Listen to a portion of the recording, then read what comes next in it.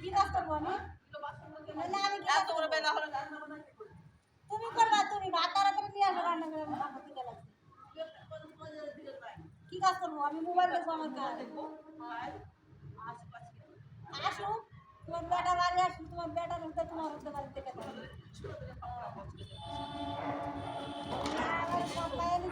দেখো এগুলো হাঁড়ি করে কাজ করবো আমি, বলো তো? হ্যাঁ, এগুলো কাজ করে আমি করবো বলো? ওই একটা কাজ করবো, দেখো বসে বসে মোবাইল দেখে।